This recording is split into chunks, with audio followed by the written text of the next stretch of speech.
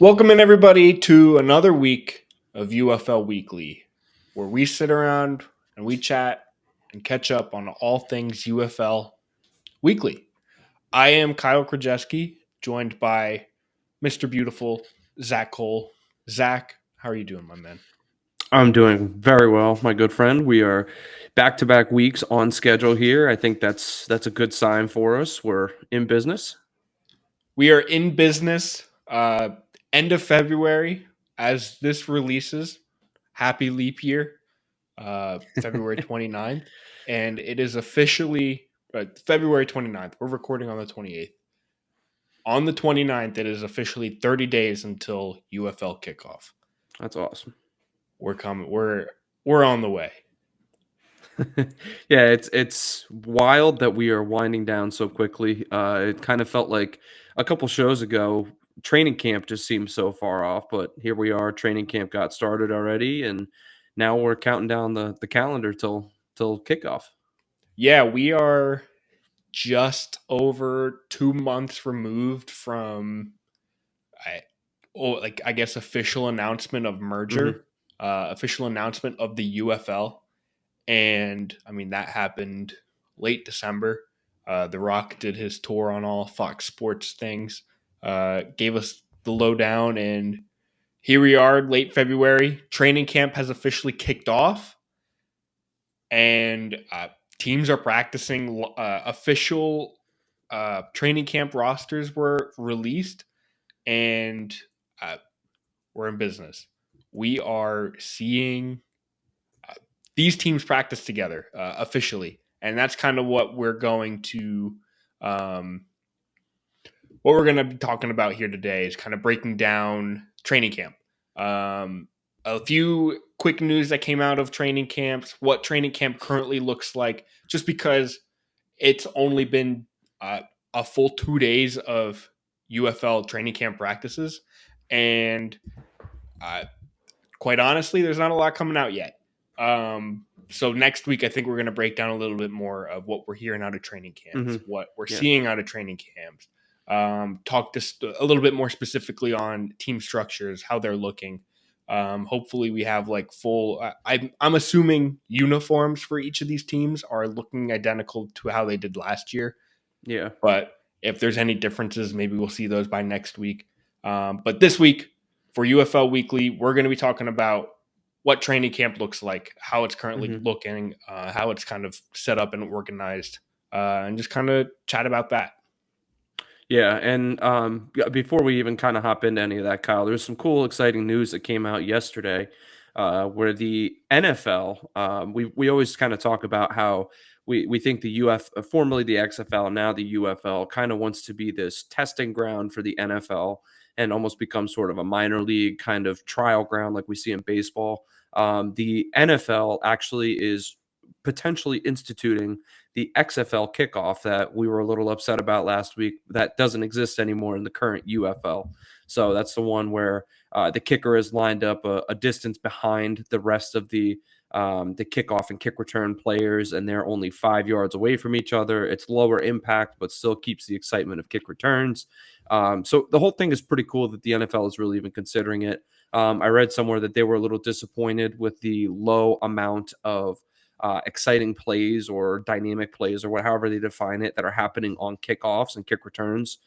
So that's why they're looking into it. And I think if I read correctly, it will take a 24 out of 32 vote, which I think is a 75% vote, if my math is right there, to institute that. So, there'll be a couple curmudgeons in the NFL who still want it to be the old fashioned way, but I think everyone sees it as an exciting opportunity, and I'm hoping that maybe the NFL is ready to kind of take a step forward and move into a new territory with this kickoff system.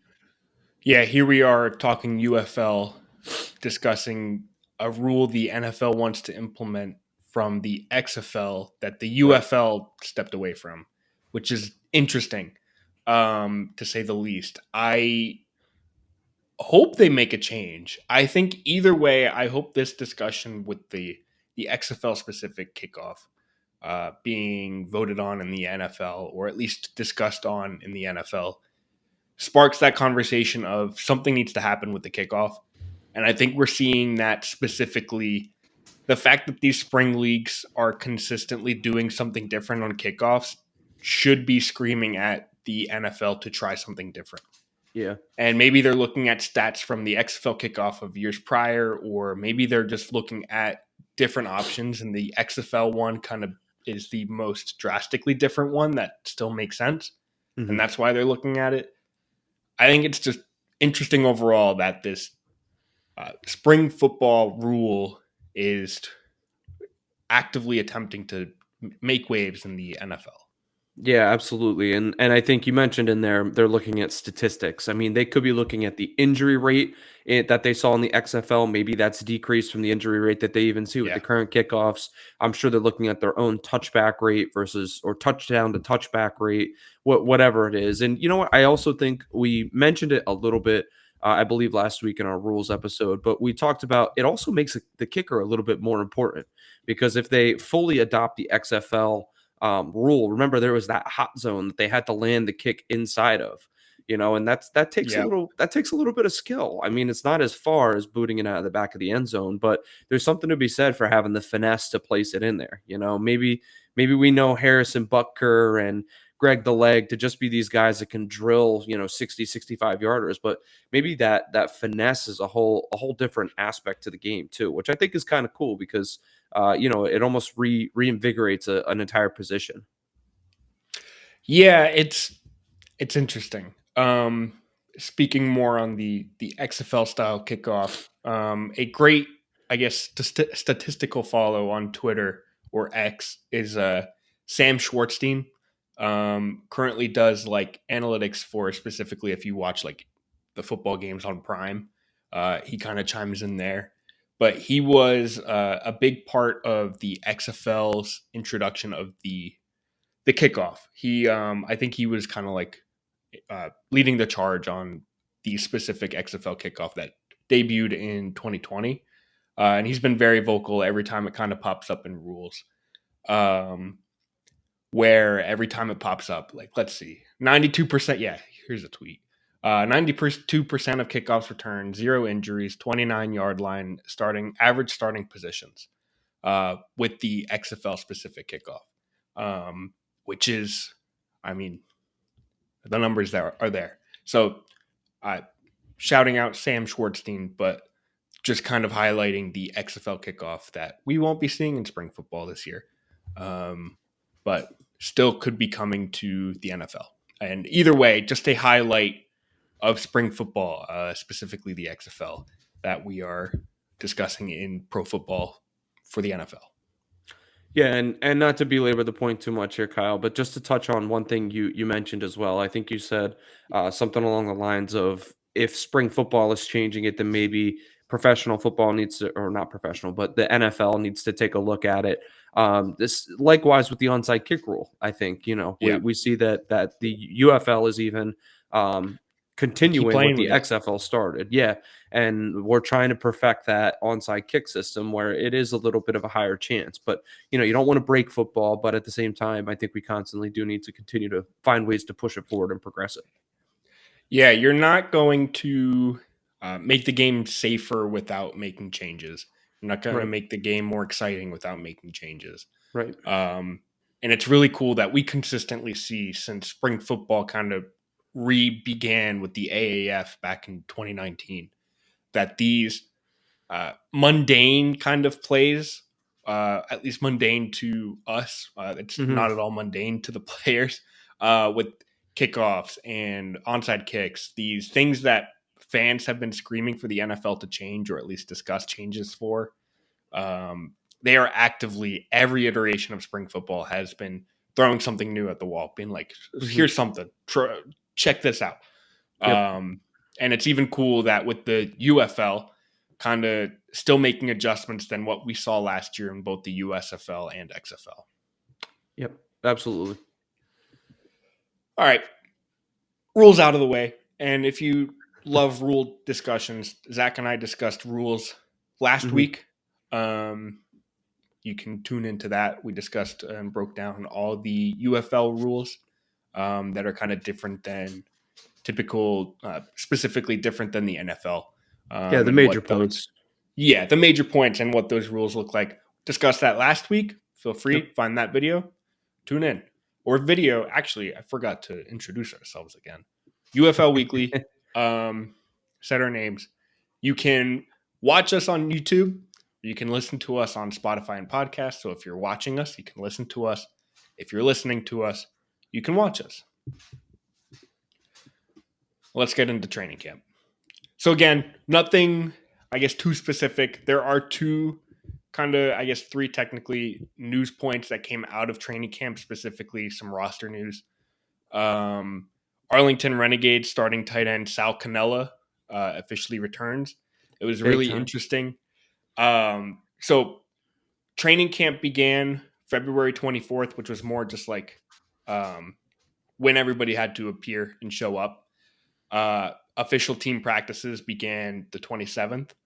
But when everybody appeared on the 24th, it was interesting that the Renegades were showing like social clips with and featuring Sal Cannella, Mm-hmm. and he hadn't officially been announced on the team or like officially announced the return for him to spring football this year.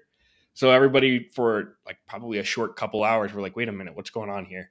And then the Renegades and the UFL PR were just like, oh yeah, signings. Here's Sal Cannella. Yeah, and Um, that's I think Kyle, that's a really big deal because I mean he was their leading receiver last year, and this was a team that we saw find some real success later on down the road, and I think going into a season, obviously they picked up guys in the expansion draft, but I think that getting back this guy who was a cornerstone of their offense last year is really important to kind of continue to create continuity from last season into this season for a team that's looking to find success again. Yeah, absolutely. So yeah, the Renegades get their leading receiver back, and the DC Defenders slot receiver Josh Hammond, who was I should have had this third on the team in receiving yards, officially announced retirement from pro football. So shout out to a great spring football career, Josh Hammond. Mhm. Um, and in almost the same news release, the Defenders announced that they signed NFL vet, familiar waiver wire pickup for probably 2 weeks, a couple years And ago, Texas face. and Texas faced Kiki QT joins the DC Defenders receiving core. Yeah, that's a nice addition for them. Especially, I mean, you mentioned that Hammond was the third leading receiver for the Defenders, so he's vacating 51 targets and 34 receptions on the season last year, which obviously is not just going to kind of dissipate into thin air. Obviously, someone's got to pick up those targets, and who better than an NFL vet, a guy that's been around, a guy that's caught plenty of passes as a kind of a possession type receiver. I think he could fit in nicely to this offense. Yeah, this is going to be an interesting grouping, joining an offense that was already dominant last year. Hmm. Hmm. Absolutely. On to spring training, I guess the specifics. I mentioned already. Report date was February 24th, a couple days ago. And then it took until Monday, or I guess this is Tuesday, um, for official team practices. And you can see there's a bunch of clips popping up. And it's just really cool. It's just cool to see. I mean, we have the NFL Combine kind of taking place, but like we get football back in our social feeds, and things that are taking place today. Hmm. It's just cool seeing that kind of show up and around. So team practices began the 27th, and currently teams are divided. Currently, teams are divided among four different facilities in the Dallas area. Um, so it's kind of teams from the USFL and XFL are kind of almost practicing together, practicing in the same arena, I guess, same stadiums. Hmm. Um, to get specific, in Choctaw Stadium, the Birmingham Stallions and Arlington Renegades are practicing together. Uh, Northwest ISD Stadium has the Roughnecks and DC Defenders. South Lake Carroll Dragon Stadium. It's pretty cool. There's a few pictures of the Dragon name there. Michigan Panthers and San Antonio Brahmas, and then at Vernon Newsom Stadium, Memphis Showboats and St. Louis Battlehawks are practicing together. And something I wanted to highlight here is that teams from the USFL and XFL are practicing together, like opposite each other. So it's pretty cool to see teams practicing together, but the interconference practices together, hoping to get some potential preseason trades, hoping some trade news coming in these next few weeks between some of these teams practicing together.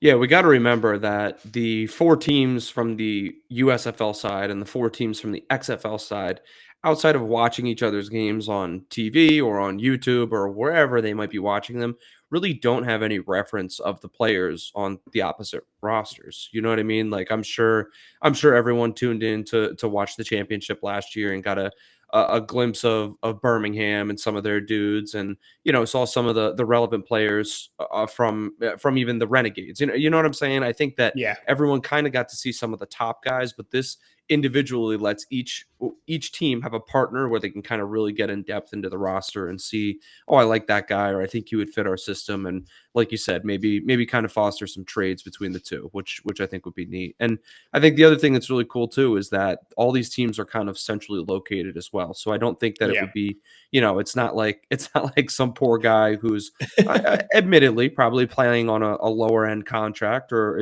isn't probably in the best financial situation, has to up and move from Seattle to Yeah. Philadelphia, in the middle of the season. So these guys are all kind of, they're clumped in together. You said in the Dallas Fort Worth area, the metroplex. That was a word I learned before the show today. But these guys can call all kind of interchange between teams pretty seamlessly. Should trades start getting worked up. Yeah, and I think it's really interesting. I think the UFL is taking the hub approach that the XFL had last year, where throughout the season we're going to see practices take place in Dallas, Fort Worth, Arlington area, and then fly out, play their games in the home stadiums, return, practice, eat lunch together, all that fun stuff.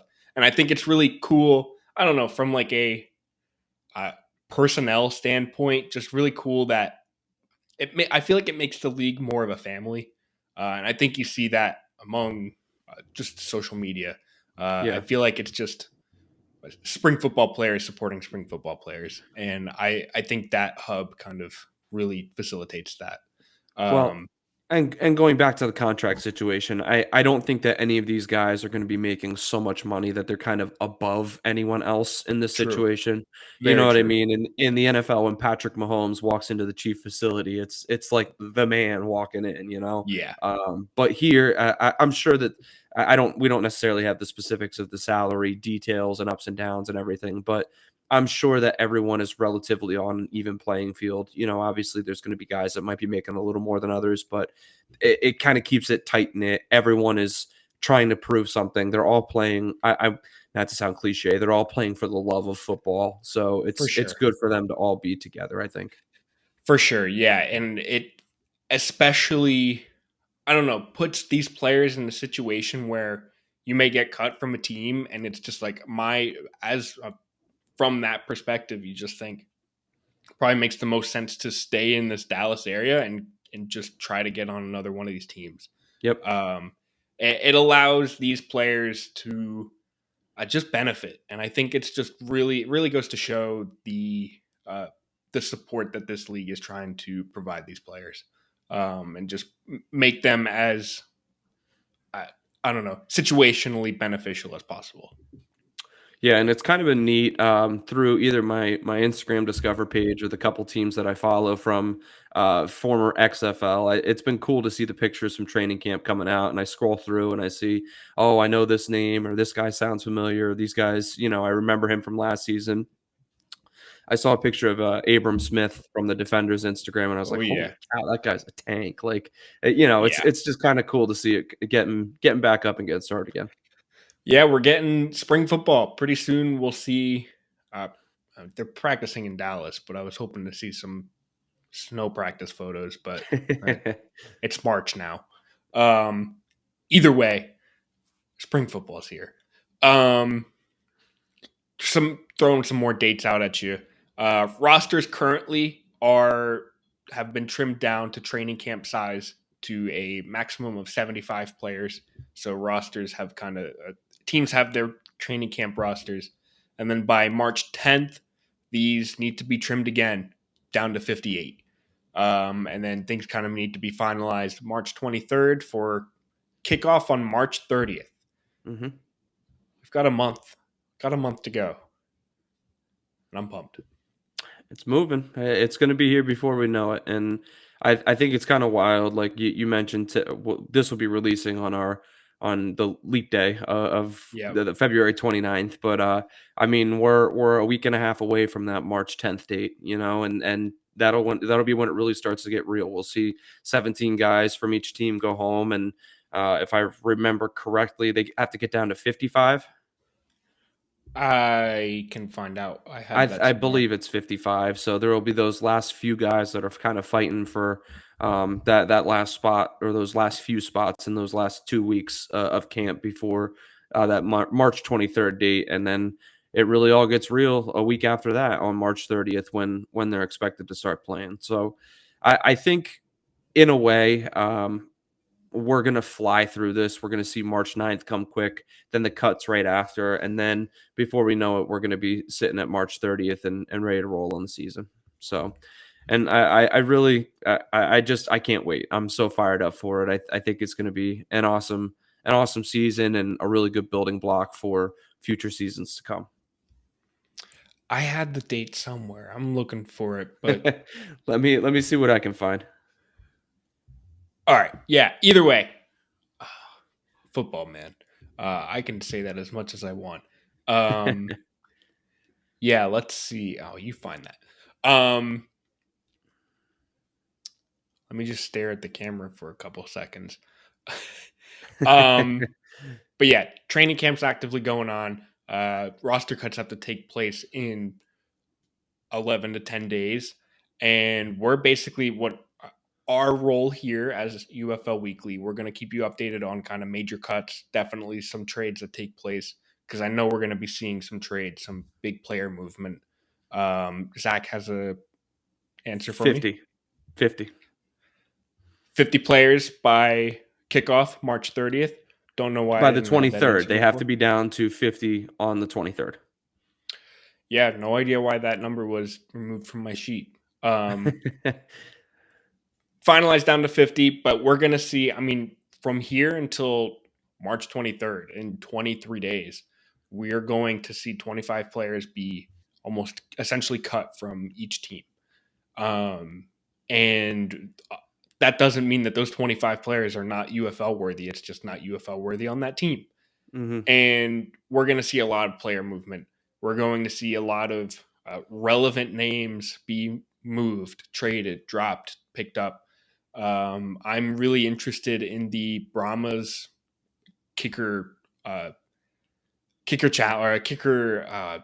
Yeah. I'm blanking on the word. Competition, battle. Competition between to see if Destroying makes his way onto a final UFL roster. Hmm. It's going to be interesting. Going to be an interesting spring training. Wish we had more this week to tell you right now, but it's still fresh. So Yeah. next week we're going to hit you with some more UFL training camp news. Hit you with some, I guess, more finalized rosters as things start to trim down. Yep. And from there, we'll let you know. I keep teasing this, but before the season starts, we're going to do a teams to root for. This will probably be the week before the season starts. Calling it now. We're Yeah. going to do basically a full roster recap for every team, kind of saying, like, oh, root for the Brahmas because of this, root for the Stallions because of this. Maybe they have this coach, maybe they have this going for them. Yeah. Um, Just a it, non-biased look across the league at who to keep an eye out, and then you can make your decision who you want to cheer for.